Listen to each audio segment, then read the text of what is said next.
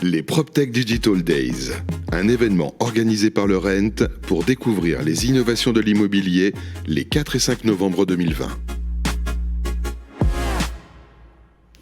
Et bonjour à tous, je suis Arnaud Hamzaoui, rédacteur en chef de chez Immobilier 2.0 et on se retrouve à l'occasion des PropTech Digital Days pour une table ronde au sujet des modèles immobiliers de demain. Et à l'occasion, je vais recevoir trois invités qui sont Thomas Venturini, CEO de Liberkeys, Nicolas Parizeau, cofondateur de Flatlooker et Aurélien Goutfard qui a lancé Homeloop.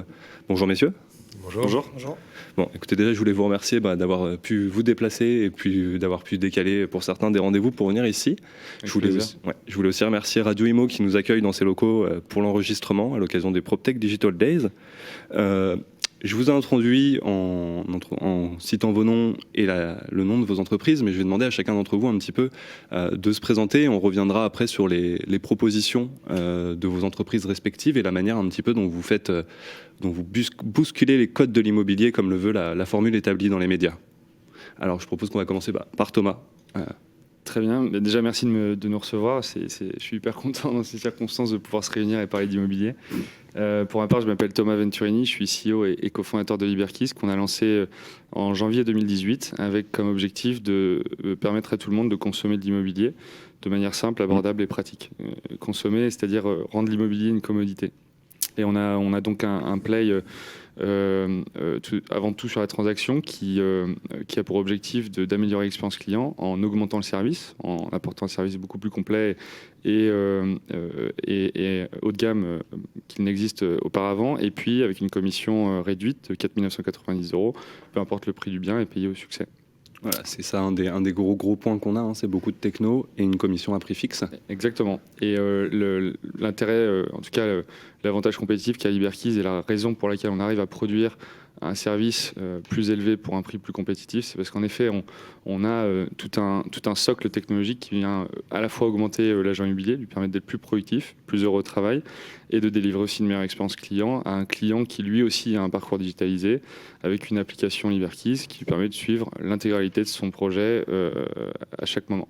Ok, de toute façon, un petit peu les spécificités de comment ça se passe, c'est quelque chose sur lequel on va revenir en détail pour chacun d'entre vous après, puisque c'est un des gros enjeux de cette table ronde et c'est pour ça que je vous ai réunis. Je vais switcher de côté, je vais demander à Nicolas Parizeau, donc Nicolas de Flatlooker, de m'expliquer un petit peu qu'est-ce qu'il fait et comment lui il révolutionne la location immobilière. Eh ben, donc nous, effectivement, Flatlooker, on est une plateforme de location et de gestion locative en ligne. C'est une société qu'on a fondée en 2016 avec mon associé. Le constat initial, c'était de se dire qu'aujourd'hui, les process de location sont assez fastidieux pour le locataire. Il faut faire un certain nombre de visites, déposer un certain nombre de dossiers papier, et puis ensuite venir à son état des lieux et signer son bail. Côté propriétaire, c'est deux choix. Soit je délègue l'intégralité à une agence et je peux parfois manquer de visibilité ou d'outils sur ce qui se passe une fois que j'ai délégué mon bien à un professionnel de l'immobilier, ou tout faire moi-même. Donc nous, on a décidé de lancer une plateforme où on va accompagner le propriétaire en lui permettant de déléguer l'intégralité de sa location et de sa gestion locative, mais en gardant le contrôle via une application aussi, on y reviendra. Et pour le locataire, on lui donne la possibilité de visiter le logement en ligne, déposer son dossier en ligne, signer son bail en ligne, et il découvre l'appartement physiquement, uniquement le jour de l'état des lieux d'entrée. Voilà, ça c'est un point très important et qui peut un peu marquer quand on arrive sur votre site la première fois, c'est que c'est clairement affiché en gros, il n'y a pas de visite avant l'entrée dans le bien. Exactement, donc ça c'est vraiment la promesse forte pour le locataire, forte pour le propriétaire aussi, puisque c'est ce qui nous permet de réduire les délais de location et donc d'augmenter le revenu que va générer un propriétaire grâce à son bien immobilier. Mais donc c'est tout le concept, c'est on donne un contenu hyper exhaustif, hyper détaillé au locataire, qui lui permet de s'engager en ligne. Et autant dire que sur une table ronde où on va parler de dématérialisation de la transaction, comment vous avez réussi à amener cette question du pas de visite physique, on va revenir un petit peu plus précisément parce que moi ça m'intéresse beaucoup et c'est une proposition forte qui peut à la fois plaire et déplaire et tu vas nous expliquer un petit peu là-dessus. Mais avant on va laisser la parole à Aurélien Goutfard de nous expliquer qui est Homeloop, qu'est-ce qu'ils font et comment vous révolutionnez l'immobilier. Moi je le sais déjà un peu mais c'est pour les auditeurs et les spectateurs. Ça marche, merci Arnaud. Donc effectivement, moi je suis le fondateur d'Homeloop, qui est une startup que j'ai montée en 2016 avec l'ambition de rendre la transaction immobilière beaucoup plus simple, rapide et sécurisée. Parce qu'en fait, on sait que la transaction immobilière en France aujourd'hui, c'est un processus qui peut prendre plusieurs mois. Même si vous pouvez rapidement vous mettre d'accord sur un prix avec un acheteur, derrière, vous allez avoir un processus administratif et juridique qui va prendre énormément de temps et qui, pour un vendeur, va comporter pas mal d'incertitudes, puisque votre acheteur peut avoir un délai de rétractation, il peut avoir une condition suspensive de financement. Donc vous ne savez si vous vendez réellement qu'au bout de 2 à 3 mois. Donc comme nous, va essayer de changer un peu les choses, et donc nous, on va directement se porter acquéreur du bien, en fait. Donc pour un vendeur, nous, on va lui acheter son bien. C'est ça. Prendre le risque, il n'y a plus d'incertitude. Alors, pour ceux qui ont l'habitude un petit peu de suivre ce qu'on fait sur Imo2 et aussi sur Radio Imo, et même qui sont habitués aux enjeux de la PropTech et du rent, on va utiliser le nom très clair. Vous êtes un iBuyer. Exactement, oui. Voilà, parce qu'aujourd'hui, c'est... Pour les professionnels, ça parle, effectivement. C'est l'iBuying. Après, c'est vrai qu'en France, on a besoin... effectivement, c'est encore un terme qui a besoin d'être expliqué. Ok, d'accord. Alors écoutez, pour commencer, comme c'était prévu, donc là on a fait les présentations, on voit un petit peu ce que chacun fait. Je propose qu'on revienne en particulier sur quelques points, parce que je vous invitais pour certaines choses en particulier. Il y a beaucoup d'éléments communs malgré ce qu'on pourrait penser de prime abord entre vos entreprises. Il y a une première volonté qui est réellement, et on l'a vu ici, de faciliter la transaction.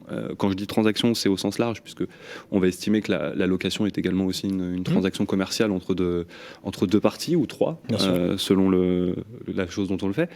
Il y a un énorme recours à la technologie également.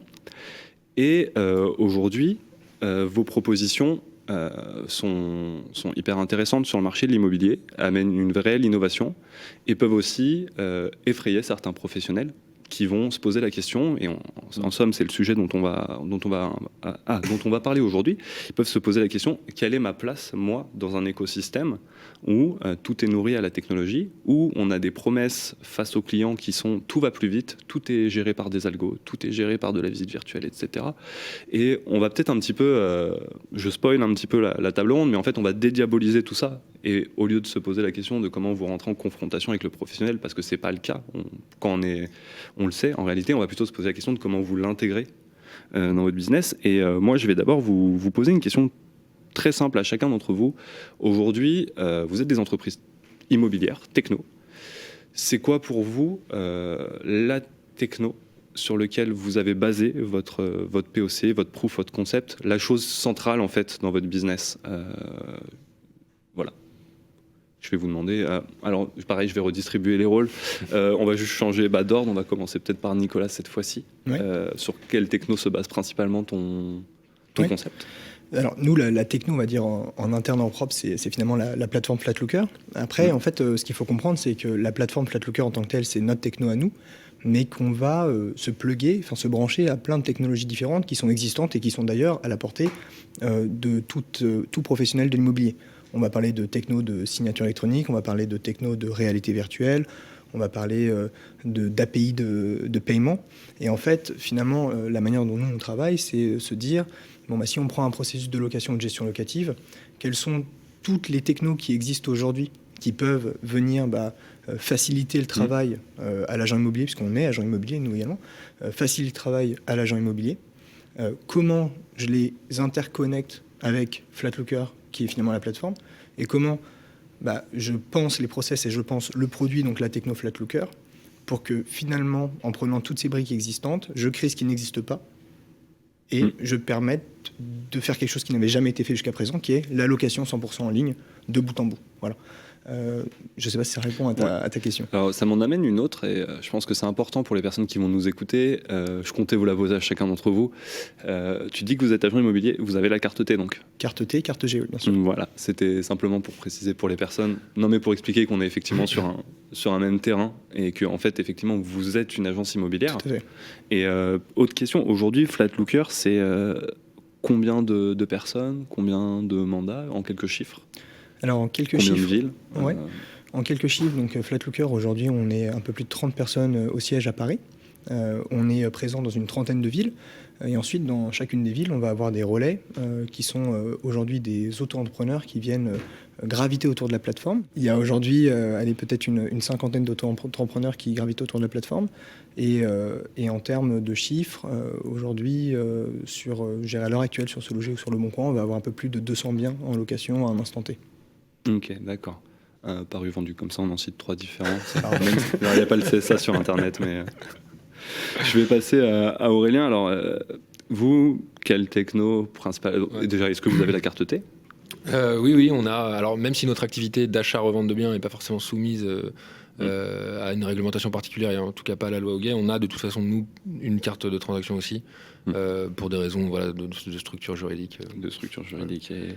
Et puis aussi, pour se mettre bien avec le secteur. Et pour, effectivement, on est des professionnels de l'immobilier, effectivement.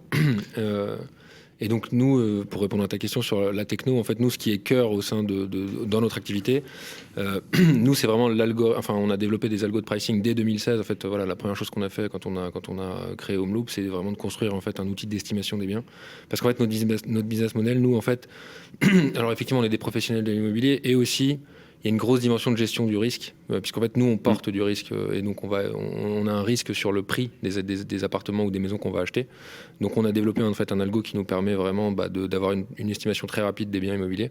Évidemment, cette estimation, elle est parcellaire et partielle parce qu'elle elle est complètement automatisée. Et en France, il y a plein de choses qu'un modèle algorithmique ne peut pas forcément capter. Et donc, on a aussi des experts en interne qui travaillent sur la valorisation. Mais je dirais donc le socle technologique de HomeLoop, on va dire sur l'aspect data est très très fort. C'est vraiment là-dessus qu'on a investi dès le départ. C'est ce qui aujourd'hui donc va nous permettre d'estimer le prix d'un appartement, un délai de vente anticipé sur un appartement ou une maison en fonction de sa zone. Et donc en fait en quelques secondes de dire ok votre bien vaut 100, nous HomeLoop on peut vous l'acheter tout de suite pour 91, 92, 93% de sa valeur. Et donc ça c'est grâce à nos technos. Après effectivement on a aussi des outils qui vont nous permettre un peu comme chez Flatlooker, on va aller s'intégrer avec pas mal d'outils existants sur le marché pour être beaucoup plus agile et rapide, puisque notre enjeu, c'est évidemment d'être assez réactif. Et la promesse qu'on a, c'est de répondre très rapidement aux propriétaires vendeurs. Et donc, on a également une plateforme de suivi des transactions qu'on a construit et qui vont nous permettre de suivre, on va dire, un projet de vente de bout en bout, entre l'inscription sur le site jusqu'au moment où il va pouvoir signer ses documents en ligne. Et l'acte authentique peut être fait, alors il n'est pas complètement intégré dans la plateforme, mais aujourd'hui on peut signer un compromis. Le propriétaire vendeur peut signer directement son offre d'achat en ligne. Pareil quand on vend, on a développé pas mal de features qui vont permettre de simplifier la vie de l'acheteur aussi, donc avec la possibilité de réserver des créneaux en ligne, etc. Donc tout ça sont des technos qu'on a développés en interne, et donc aujourd'hui on a une équipe de 5 personnes sur la techno et une personne en plus sur la data qui vont vraiment travailler sur ces sujets-là. Alors moi j'ai une petite question par rapport à ce que tu viens de dire. Je suppose que vous avez forcément des partenaires, des investisseurs, parce que le métier d'iBuyer est un métier qui demande énormément de fonds de base. Aujourd'hui, comment tu convaincs quelqu'un que ton algo d'estimation est capable de pricer à X mois, N plus 1, etc. Comment vous faites ? Puisque effectivement, comme tu le dis, en France, c'est très compliqué de créer un modèle algorithmique parfait, puisqu'on a un marché qui est vraiment extrêmement hétérogène. Ça a été quoi votre approche ? Alors sans dévoiler tous tes secrets, bien sûr, mais comment aujourd'hui tu peux aller voir un investisseur, une banque et leur dire le mien d'algo il fonctionne ? Alors, en fait, il y a une réalité, c'est que de toute façon, quand on s'adresse à des investisseurs, nous, dans notre cas, sont des banquiers, etc. Il y a une réalité, c'est que de toute façon, on a besoin de faire nos preuves sur du concret. Donc aujourd'hui, c'est plus facile qu'il y a 1 an et c'est plus facile qu'il y a 4 ans. Donc il y a 4 ans, effectivement, il fallait... c'était un peu ce que certains investisseurs appellent des leap of faith. C'est vrai, juste ils font confiance dans ce qu'on leur dit. Le saut de la foi. Et donc du coup, il y a les premiers investisseurs qui nous ont suivis, effectivement, ils ont plutôt suivi notre bon sens et le fait que notre techno, elle n'était pas parfaite, mais qu'on arrivait à la redresser avec une expertise humaine. Et de plus en plus, aujourd'hui, on a la chance de faire quand même pas mal de transactions. Aujourd'hui, on a 25 millions d'actifs immobiliers au bilan. On achète entre 5 et 7 millions de biens immobiliers par mois. Et donc l'avantage, c'est qu'on en a vendu, aujourd'hui pour plus de 40 millions de biens immobiliers. Donc on a aussi un historique. Et puis avec une déviation qui est assez légère en termes aujourd'hui, on estime c'est des vrais chiffres, on est à 2,5% de déviation par rapport à notre estimation. De delta entre ce qu'on avait estimé et ce qu'on a vendu. Donc aujourd'hui, c'est ça la meilleure preuve aujourd'hui finalement pour convaincre un investisseur, c'est juste de montrer notre track record et de lui montrer une distribution. Okay. Et voilà. En fait, il y en a qui ont fait confiance au début, ils ont eu raison, et maintenant, vous avez assez d'historique pour justifier la chose. On aimerait en avoir encore plus, mais en tout cas, effectivement, aujourd'hui, c'est chaque mois qui passe, avec plus on fait de transactions et plus ça devient facile. Alors, je vais passer ensuite à Thomas. Écoute, même question que pour les autres. Aujourd'hui, sur quelle techno se repose LiberKey? Si c'est une techno, ça peut être aussi une proposition. Hein. Oui, bien sûr. C'est très vrai ce que tu dis. Enfin, ce que disait Nicolas tout à l'heure, c'est très vrai. C'est-à-dire qu'aujourd'hui, il y a beaucoup de technologies qui existent et réinventer la roue sur la signature électronique, c'est un peu dommage. En revanche, on peut faire plein d'autres choses derrière pour récupérer ces briques techno, les assembler et faire un nouveau parcours digitalisé pour à la fois l'acheteur, le vendeur et même notre agent. Je reviens sur ce que tu disais au début. En fait, c'est avant tout un métier, en tout cas sur la transaction immobilière, c'est encore plus vrai, c'est un métier d'humain. C'est très in-situ personnel, c'est le projet d'une vie, c'est 70% du patrimoine du français. Et donc, du coup, il y a besoin de garder l'agent sur le terrain. Donc, on croit profondément que l'intermédiaire dans la transaction immobilière est important. On pense que 70% de part de marché pour l'intermédiaire, c'est pas suffisant, on devrait être à 100%. Et donc, du coup, notre but, c'est quand même d'aider la réintermédiation de la transaction.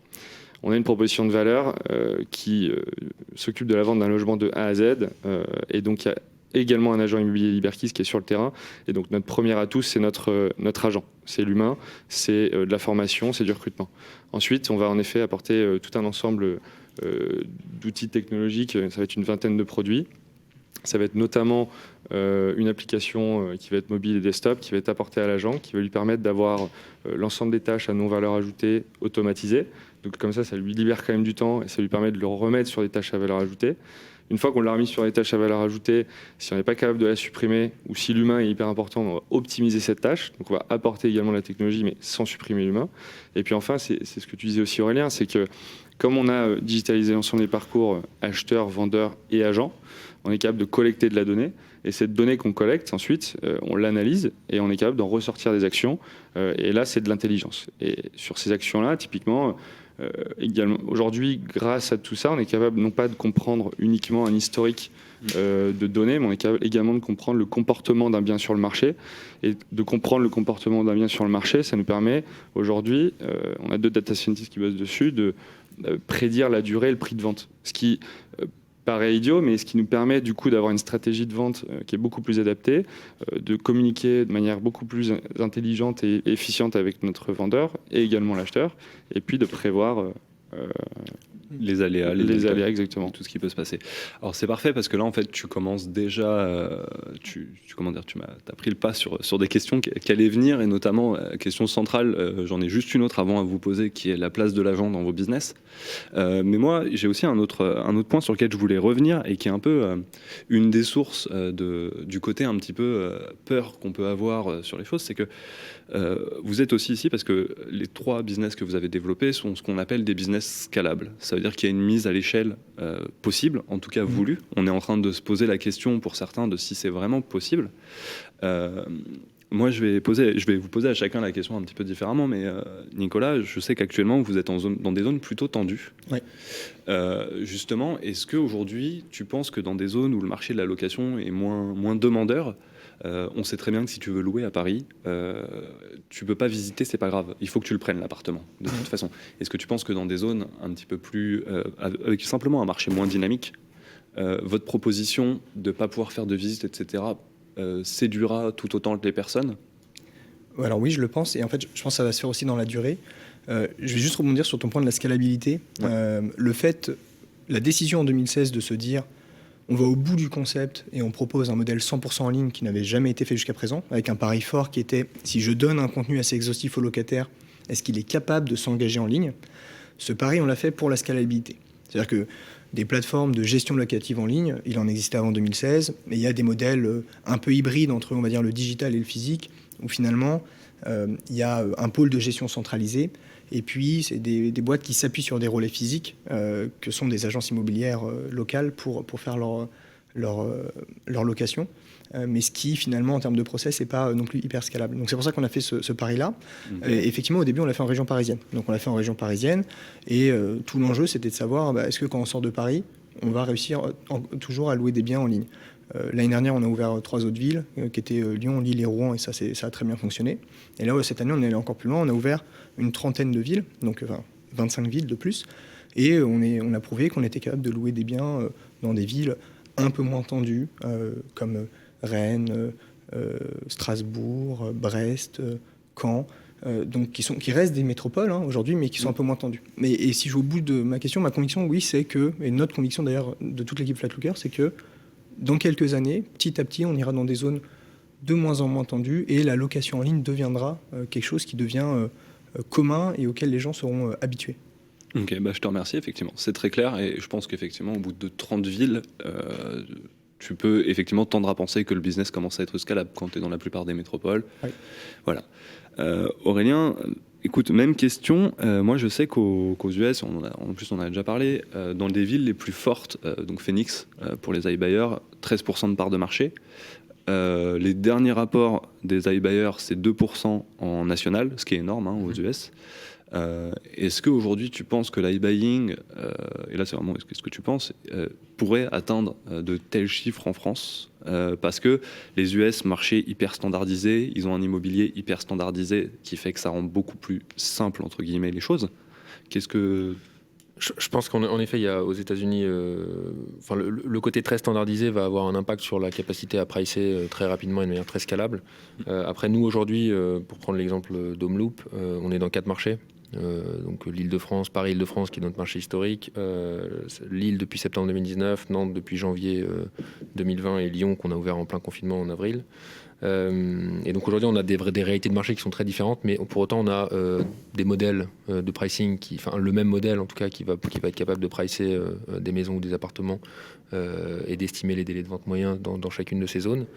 Donc aujourd'hui on voit qu'on arrive à répliquer nos modèles qui fonctionnent à Paris, on arrive à les appliquer à Lille, à Nantes et à Lyon.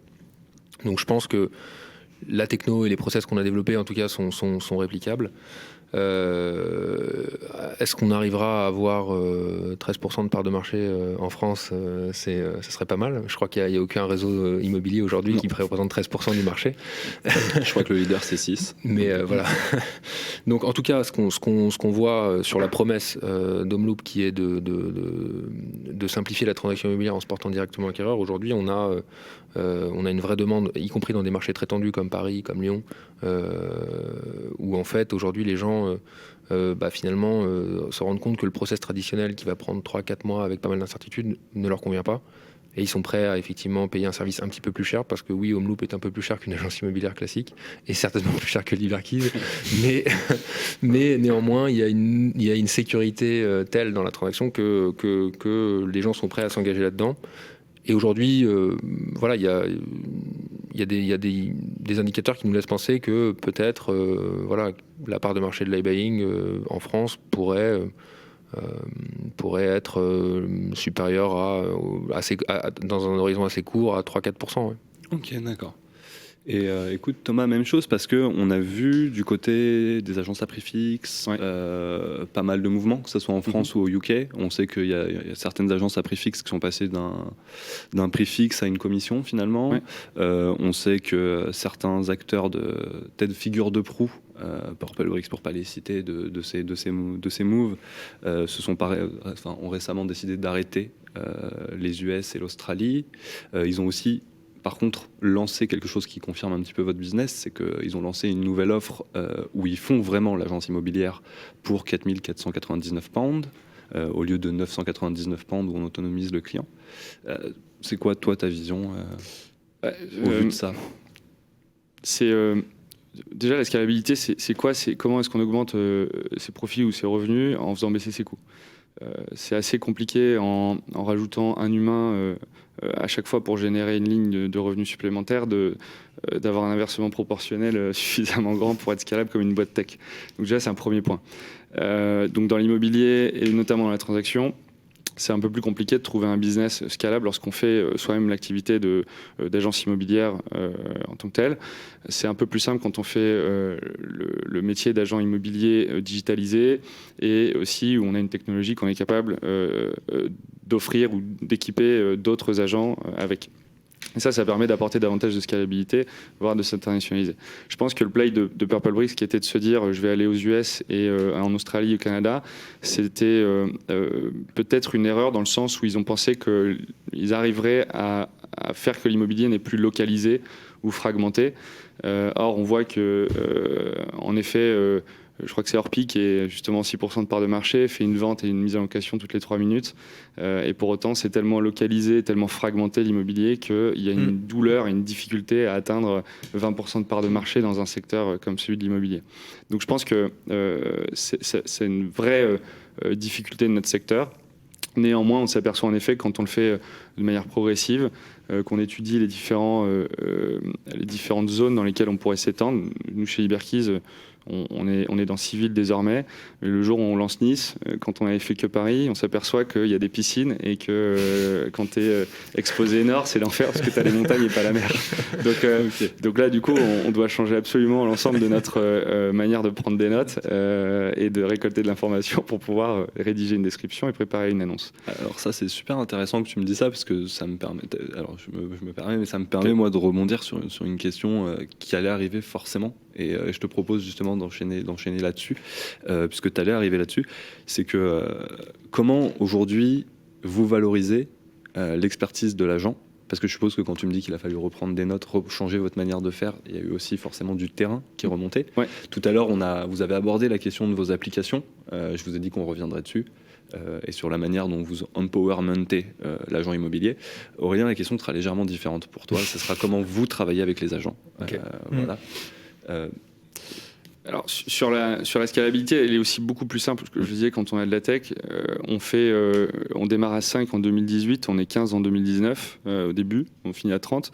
Et il y avait quand même beaucoup plus de difficultés. Et pour autant, là, on vient de passer de 30 à plus d'une centaine de collaborateurs chez Iberkeys. Et en l'espace d'un an, parce qu'on avait une tech beaucoup plus solide, un socle beaucoup plus robuste, on a été capable d'encaisser cette croissance.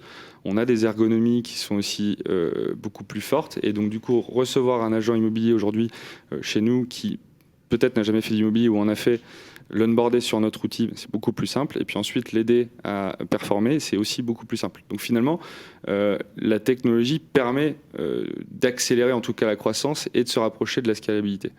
Ensuite, sur comment est-ce que nous, on intègre l'agent dans notre modèle, en tout cas dans notre approche, c'est ce qu'on dit depuis le premier jour. On se veut être fer de lance de la profession. On pense qu'aujourd'hui, le problème, c'est que l'agent n'est pas assez outillé, n'est pas assez accompagné, et du coup, c'est le consommateur qui trinque. Mais c'est pas un manque d'envie de l'agent d'aider le consommateur. Donc ça, c'est le premier point. Nous, des agents, on en recrute, on les forme et on les aide à aller sur le terrain. Donc on fait le travail d'agent immobilier, on est une agence immobilière. Ensuite, c'est comment est-ce que dans le futur, on propose aussi à d'autres agents immobiliers éventuellement de pouvoir être équipés d'une technologie qui leur permet d'être plus performants. Et ça, c'est des sujets sur lesquels on travaille en interne aujourd'hui chez Iberkeys. Ok, d'accord. Donc il y a peut-être bientôt des outillages Iberkeys à destination des autres agents. En tout cas, on y pense beaucoup parce que depuis la Covid, on rencontre beaucoup d'agents immobiliers qui sont quand même en difficulté et malheureusement qui sont peu aidés avec des outils actuels. Effectivement, ouais. Et le Covid, d'autres sujets dont il faudra qu'on parle si on a le temps. Nicolas, je passe à toi, puisque c'est toi le premier qui a mentionné votre application et votre technologie pour, comme je disais, empowermenter le pro. Oui, tout à fait. Donc effectivement, nous on fait le métier de gestionnaire de biens finalement, et le vrai sujet de la digitalisation du métier de gestionnaire de biens, c'est qu'on ne peut pas totalement le déshumaniser. Plus les technologies avanceront, plus on pourra retirer des tâches, on va dire, répétitives ou à faible valeur ajoutée, là où l'humain a de la faible valeur ajoutée, mais on ne peut pas totalement le déshumaniser. Et on est sur un métier qui est le métier finalement d'agent qui est hyper important, puisqu'on va parler à des propriétaires qui finalement nous confient, dans la grande majorité des cas, ce qu'ils ont de plus cher, leur bien immobilier. Et il y a des engagements légaux qui sont très importants, des engagements financiers qui sont très importants derrière. Donc en fait, on est obligé d'avoir de l'humain, et on a d'ailleurs dans notre équipe un certain nombre de conseillers, un certain nombre de gestionnaires locatifs. Et toute l'idée, c'est de se dire comment on met la technologie aux bons endroits pour que finalement on reconcentre l'humain et ses compétences et son expertise immobilière là où il a vraiment de la valeur pour le client et pour le projet. Et c'est typiquement le sous-jacent de la visite en ligne. En fait, aujourd'hui, quand vous faites 5, 10, 15 visites pour un bien immobilier, la valeur de l'agent immobilier sur de la location, c'est pas de faire visiter le bien 5, 10 ou 15 fois. La valeur de l'agent immobilier, c'est de faire la première visite, de s'assurer que le bien est décent, de s'assurer que le propriétaire sait dans quoi il s'embarque, dans quelle aventure il s'embarque, que son projet est solide, que d'un point de vue légal, tout est en ordre, et ensuite lui libérer du temps pour qu'il puisse passer plus de temps sur, par exemple, la sélection du locataire, qui là aussi nécessite une certaine expertise, un certain professionnalisme. La rédaction du bail en tant que tel, pareil, peut être très très fortement automatisée. L'état des lieux ne l'est pas aujourd'hui. Donc nous, c'est ce qui nous permet, aujourd'hui, c'est vraiment, on met la technologie pour automatiser certains points, et on reconcentre l'agent, et on a plein d'agents de métier aussi qui viennent de la profession dans des agences plus classiques, si je puis dire, qui sont chez nous. On les recentre sur vérifier que le projet tient en route, que l'appartement est décent et que le dossier du propriétaire est solide, on va dire d'un point de vue légal, vérifier la solvabilité du locataire et vérifier son projet, et puis après l'état des lieux qui est finalement un des points les plus stratégiques et importants dans une mise en location. Donc voilà un peu la philosophie qu'on a derrière, c'est mettre le meilleur de la technologie et de l'humain au service du projet et de la personne. Ok, d'accord. On voit bien, et effectivement, on le rappelle, au final, vous êtes des agences immobilières, et malgré ce qu'on peut être amené à croire ou ce qu'on peut être amené à entendre de la part des foules qui peuvent vous voir un petit peu comme des menaces, c'est pas du tout le cas en fait, et je trouve ça important de le rappeler que vous êtes des agences. Excuse-moi Thomas. Non, tu sais que c'est marrant parce qu'on rencontre pas mal d'agences immobilières quand même, on n'est pas mal aimés, au contraire, et c'est marrant parce qu'ils viennent nous voir et nous disent mais si vous n'aviez pas été là, on n'aurait jamais mis la visite virtuelle, et ça nous aide énormément, on fait moins de visites, on peut permettre de qualifier beaucoup mieux nos acheteurs, et ça a changé notre manière de bosser. Et c'est un peu ça qu'on veut proposer, c'est-à-dire on arrive avec ce qu'on connaît de la tech ou nos expériences passées, on arrive dans un secteur qu'on ne connaît pas, on réapprend, et puis on prend, et puis nous, les agents immobiliers aussi nous apprennent à faire des choses, et ensemble, je pense qu'on peut arriver à changer les codes, à les bousculer un peu en tout cas, et à rendre plus efficient ce marché pour tout le monde, et rapporter de la valeur aux consommateurs et aux professionnels. Ouais, donc au final, il y a une espèce de... Au final, c'est plus des confrères que des concurrents. Ah, c'est complètement des confrères. C'est plus comme ça, effectivement, qu'il faut voir le marché à l'heure actuelle. Complètement hors pied à 6% de part de marché. Je veux dire, le marché est énorme, il y a de la place pour tout le monde.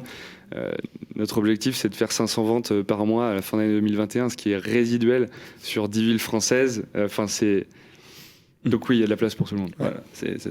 Alors Aurélien, je sais que pour toi, ça allait être légèrement différent parce qu'effectivement, du côté des iBuyers, il y a eu beaucoup de mouvements sur le rapport aux agents immobiliers. Forcément, je vais jeter un coup d'œil outre-Atlantique parce que en Europe, vous n'êtes pas non plus énorme. Je sais qu'il y en a quelques-uns, mais voilà. Ouais. Et ce qu'on s'est aperçu en regardant un petit peu le marché outre-Atlantique, c'est que les iBuyers n'ont pas résolu le problème de la sortie de biens sans agent immobilier.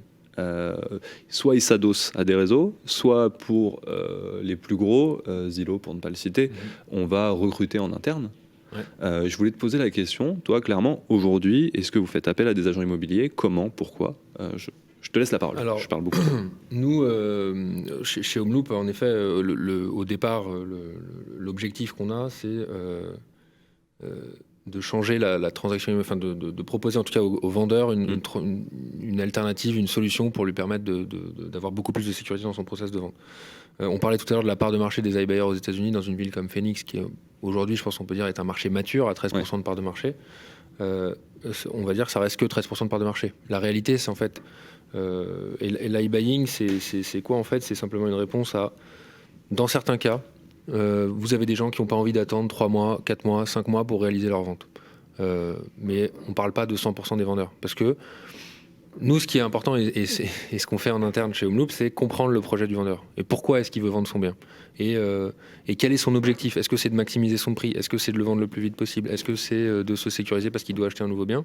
Et c'est en fonction de cet objectif que notre offre va être adaptée. Il y a plein de cas pour lesquels l'offre d'Homeloop ne sera pas adaptée. Et donc, dans ce cas-là, et c'est ce qu'on voit aux États-Unis, où vous avez Opendoor qui a 2 options. Soit je vous l'achète tout de suite, soit je vous donne un mandat. Enfin, soit je signe un mandat avec vous, et ce mandat, il peut être opéré par quelqu'un de Opendoor ou Zillow, peut être opéré par un partenaire.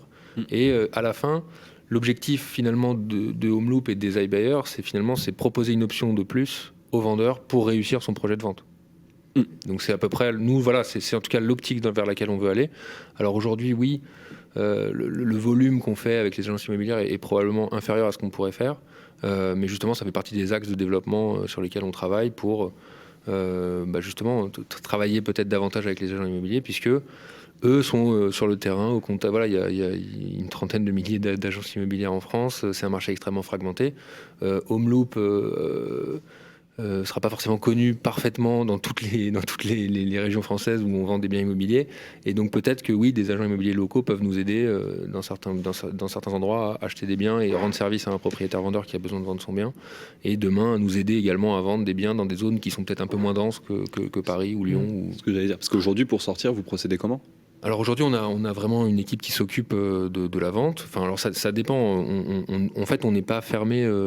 C'est-à-dire que nous, notre plateforme, les biens qu'on vend, ils sont sur une plateforme sur notre site et ils sont accessibles. Et donc, on peut travailler avec des agents immobiliers. D'ailleurs, on travaille déjà avec des agences immobilières qui peuvent proposer à leurs clients notre portefeuille de biens. Oui, c'est ça. Et donc au final, voilà, vous avez forcément intégré les agents dans votre...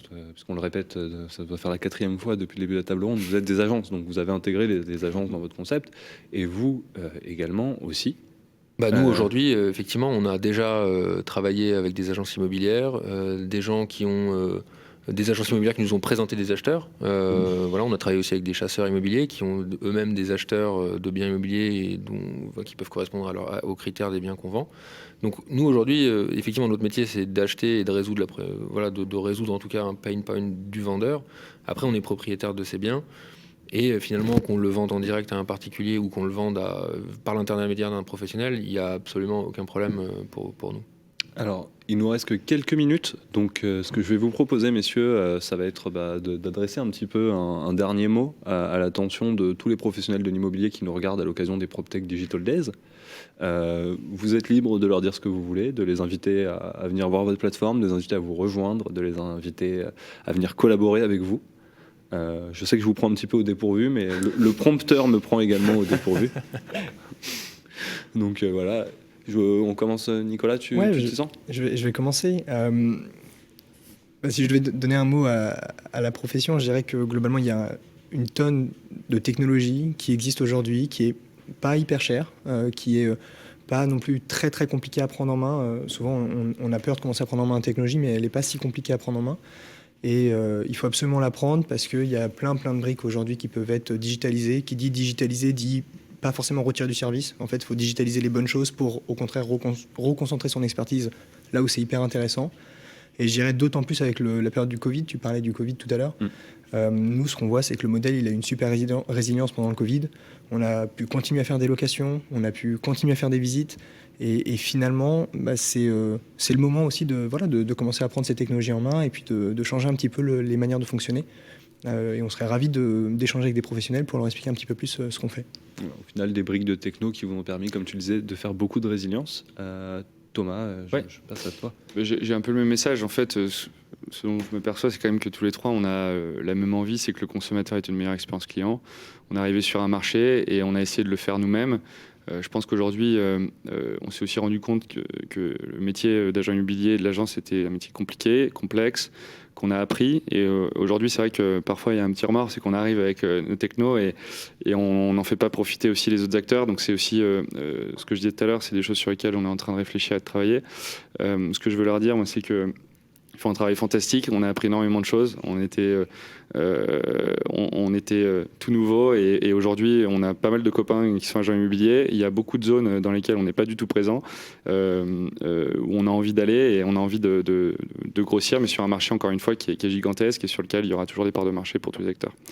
Donc c'est juste merci, bravo pour ce qu'ils ont fait cette année. Et puis, j'espère qu'ils t'écoutent bien parce que c'est assez rare d'entendre autant de bien sur eux et je pense que ça va faire beaucoup plaisir aux gens qui nous écoutent d'entendre autant de compliments. Merci aussi pour eux. Aurélien ? Je vais avoir du mal à être aussi dithyrambique que Thomas. Non, je plaisante. Nous, en effet, je pense aujourd'hui, le message, c'est vrai que la part de business qu'on fait avec les agents est très faible aujourd'hui. Et je pense qu'en effet, dans une logique où finalement le parcours d'achat d'un bien immobilier, quand même pour le consommateur aussi est extrêmement painful aujourd'hui. En fait, il n'y a pas de raison que les professionnels de l'immobilier ne viennent pas aujourd'hui chez Homeloop regarder ce qu'on a à vendre et puissent proposer à leurs clients je vous ai proposé cette maison parce que je l'ai en mandat de vente. Attendez, j'ai peut-être pas le mandat de vente sur cette maison qui est juste à côté mais qui est chez Homeloop, mais je peux si vous voulez la négocier pour vous. On peut s'arranger. Et bien sûr, et en fait il faut un peu dépasser, je pense, ce côté un peu... Alors effectivement, c'est un marché qui est très fragmenté, etc. Mais parce que je pense que malheureusement, les codes de travail, etc. sont très cloisonnés. Et en fait, aujourd'hui, on peut vraiment décloisonner en fait un peu ce marché et faire en sorte que, un agent... d'être beaucoup plus un peu comme ce qu'ils font chez les institutionnels, quoi. C'est-à-dire, c'est des intercabinets, mais en France, j'ai l'impression que l'intercabinet, tout ça a très, très mauvaise réputation. Les gens n'aiment pas travailler en intercabinet. Alors qu'en fait, je dirais, nous, on serait très content de travailler avec des gens, des professionnels qui rendent service à leurs propriétaires, puisque je sais que ce que cherche, l'acheteur correspond exactement aux critères que vend mon confrère ou que vend Homeloop. Dans ce cas-là, proposons-lui. Et en fait, on répond à la problématique de l'acheteur. J'ai entendu un agent un jour qui m'a dit, vous savez, 2% de quelque chose, c'est toujours mieux que, c'est toujours mieux que 5% de rien. Et c'était sur l'intercabinet. Écoutez, messieurs, donc c'est moi qui vais cette fois-ci prendre le mot à la fin. Tout d'abord, je vous remercie. On va rappeler vos marques, donc Flatlooker, Liberkeys, Homeloop. J'invite tout le monde à aller voir un petit peu ce que vous faites, plus précisément. Vraiment, vraiment merci d'être venu. Je remercie aussi le Rent et les PropTech Digital Days de nous avoir permis, nous avoir donné l'occasion de nous exprimer autour de cette table. Je remercie Radio Imo d'avoir fourni les locaux et je remercie aussi les techniciens en régie de nous avoir si bien installés et de nous avoir accueillis comme ça. Écoutez, moi je vais simplement souhaiter à toutes les personnes qui sont actuellement branchées sur les lives des PropTech Digital Days une très bonne journée. Manquez pas ce qui se passe, il y a beaucoup de conférences de fous qui arrivent. Je sais que mon collègue Vincent vous a réservé quelque chose d'assez bien, d'assez malade. On se dit à bientôt, c'est les 4 et 5 novembre 2020, PropTech Digital Days. Au revoir. Merci. Les PropTech Digital Days, un événement organisé par le Rent pour découvrir les innovations de l'immobilier les 4 et 5 novembre 2020.